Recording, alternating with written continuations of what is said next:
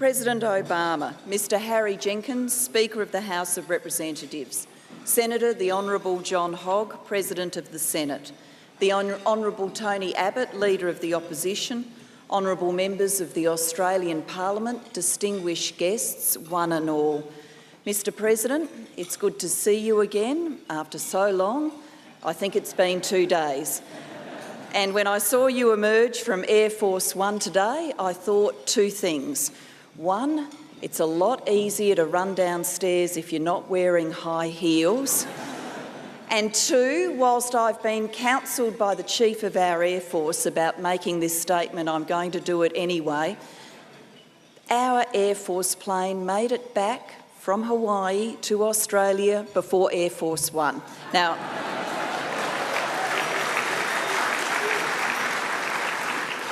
that statement may not bear deep analysis, but I thought I should make it anyway.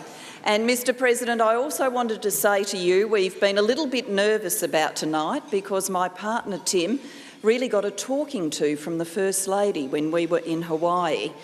She said to him that you often don't eat because you are so focused on your work that you forget to eat, and she wanted to make sure that we fed you well in Australia. So the only answer to that was to ensure you had a hearty meal and to make sure that there were 600 to 700 witnesses so that Michelle will know that we have been feeding you well while you're here. But Mr President, you come to Australia tonight to share a night of friendship and to share a visit in which we will look to the future. You come to our country with all of the honours due to a head of state. You come as an ally, as a partner and as a friend. And you come as a person for whom many Australians feel great personal warmth, and I think that's been on display in this room tonight.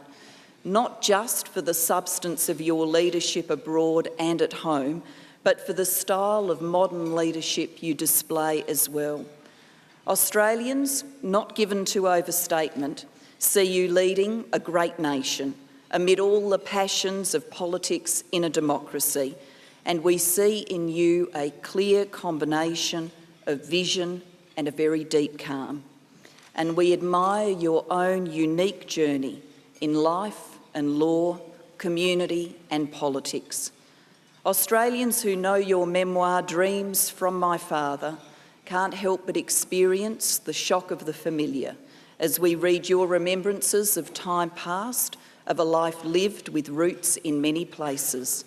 From Hawaii and Indonesia to Kansas and Kenya, from Boston to Chicago to Washington, we know that in this respect, you embody the American dream of opportunity. But Australians also recognise, in your wider reflections on identity and place, the value of a worldview that looks outwards rather than inwards. Like ours, a state of mind that is inclusive rather than exclusive, that sees diversity not as a weakness, but as a very great strength. Like ours, an acceptance of responsibility in the world, of an obligation to all that goes with maturity as a people and as a nation. That is your story, that is our story, that is part of what our two people hold in common, part of our common cause for the common good. Mr President, we have been allies for 60 years, comrades in arms for decades before then, and friends for longer still. In what is a year of anniversaries, we share a long history, but we know it is a history defined more than by anything else, by our shared, restless, forward questing, defined always, then and now, by the things we do together to honour our national pledges, to be young and free, to be home to the brave. Mr President, you are very welcome.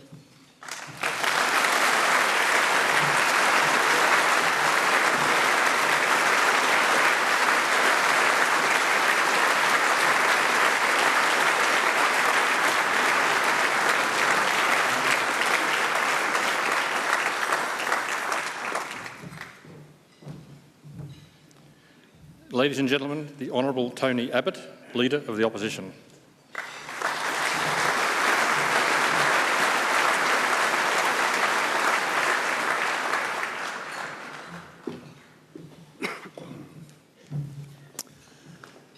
Mr President, Prime Minister, parliamentary colleagues, distinguished guests, it is indeed an honour to follow our Prime Minister in formally welcoming President Obama to Australia.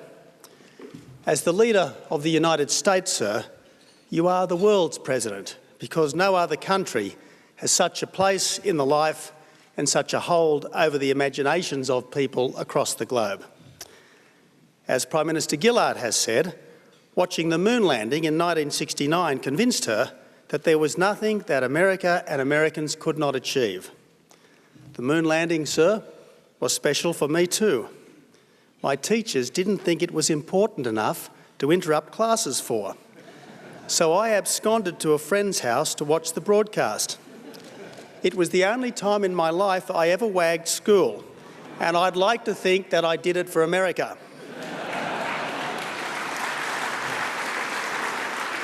The subsequent corporal punishment, I suppose that was for America too. A small price to pay for watching history in the making and cheering for the country which at that moment was acting for all humanity. Years later, sir, as a student in Oxford, I felt instantly at home amongst the English, only to discover after 6 months that nearly all of my friends were American. Perhaps it was just the solidarity of strangers. More likely, it was the natural affinity that Americans and Australians have for each other. It was an American who not only taught me the Star-Spangled Banner, but insisted that I sing it in the Soviet Union, no less, in 1982. It was an American who persuaded me to become a boxer, an American Jesuit, the ultimate muscular Christian.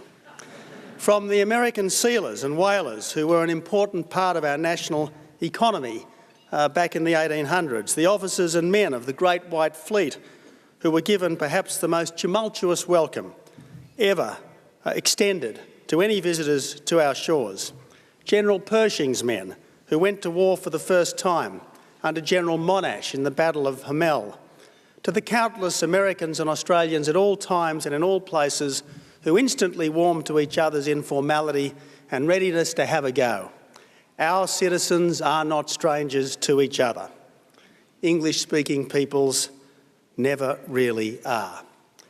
I was reminded of this, sir, on a recent visit to Afghanistan. Only a senior American officer would have invited an image-conscious politician to test fire a heavy machine gun. And only an Australian alternative Prime Minister would have been rash enough to do so. But for all the instinctive bonds, there can still be misunderstandings.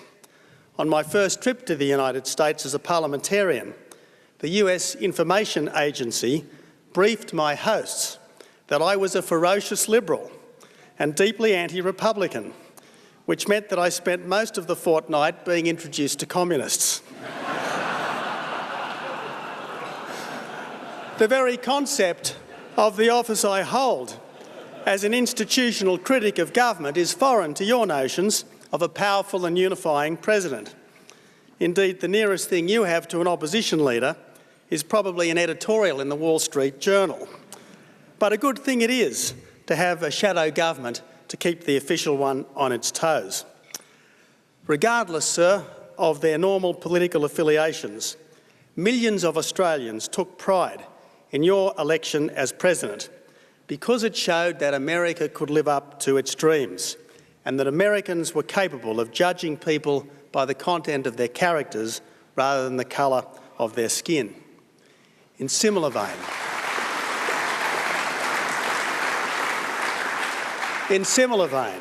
I am very proud that an Aboriginal has finally been elected to the Australian House of Representatives as a member of the Liberal National Coalition.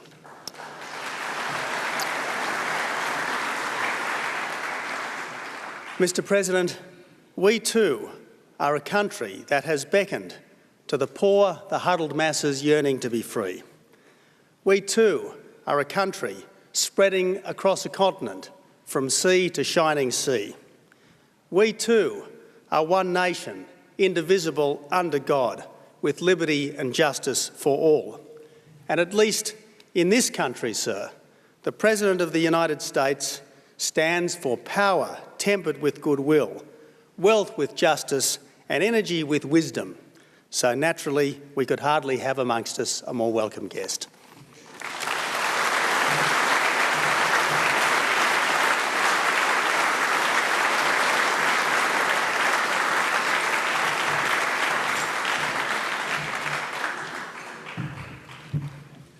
Ladies and gentlemen, the Honourable Barack Obama, President of the United States of America.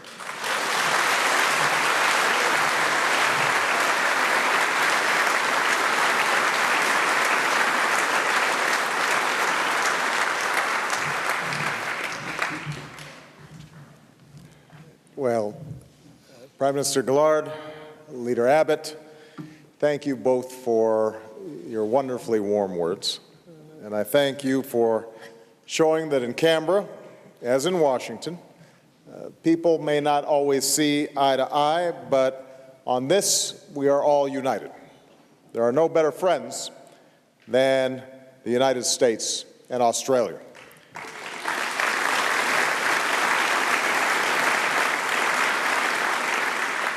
Mr. Speaker, Mr. President, distinguished guests, ladies and gentlemen, I am going to be brief, for we have had a busy day.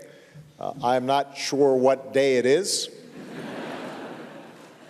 And I'm going to subject you to a very long speech tomorrow. But I do want to express my deepest appreciation for the way you've welcomed me here today. I know that I am not the first guy from Chicago to come to these parts. A century ago, Walter Burley Griffin came here with a vision for this city. He said, "I have planned a city that is not like any other in the world." And tonight I want to thank all of you and the people of Australia for the hospitality that is unlike any other in the world. Our toasts earlier tonight reminded me of a story. It's from our troops. This is a true story, our troops serving together in Afghanistan.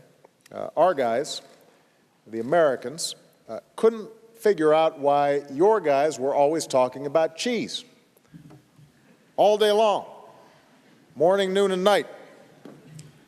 Why are the Aussies always talking about cheese? And then finally they realized it was their Australian friends just saying hello, just saying cheers.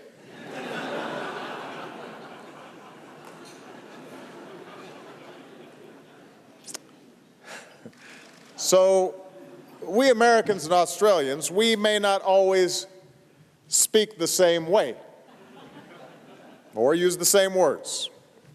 But I think it's pretty clear, especially from the spirit of this visit and our time together this evening, that we understand each other. And we see the world in the same way, even if we do have to disagree on the merits of Vegemite. As many of you know, I first came to Australia as a child, but despite my visits, I have to admit I never did learn to talk Strine. I know there's some concern here that your Australian language is being Americanized, so perhaps it's time for us to reverse the trend. Tonight, with your permission, I'd like to give it a whirl. I want to thank the Prime Minister for a very productive meeting that we had today. I think she'll agree it was a real chin wag. When Julie and I meet, we listen to each other. We learn from each other. It's not just a lot of ear bashing. That's a good one, ear bashing. I can use that in Washington. Because there's a lot of ear bashing sometimes. That's been the story of our two nations. Through a century of progress and struggle, we have stood together in good times and in bad. We've faced our share of sticky wickets. In some of our darkest moments, when our countries have been threatened, when we needed a friend to count on. We've always been there for each other. At Darwin, at Midway, after 9/11, and after Bali. It's that moment in the midst of battle, when the bullets are flying and the outcome is uncertain, when Americans and Aussies look over at each other, knowing that we've got each other's backs, knowing in our hearts, no worries, she'll be right.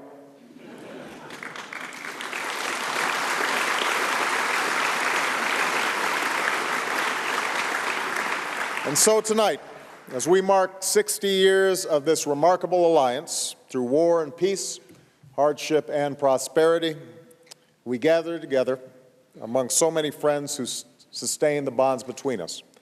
And we can say with confidence and with pride, the alliance between the United States and Australia is deeper and stronger than it has ever been. Spot on. Crackerjack. In top nick. Thank you very much, everybody.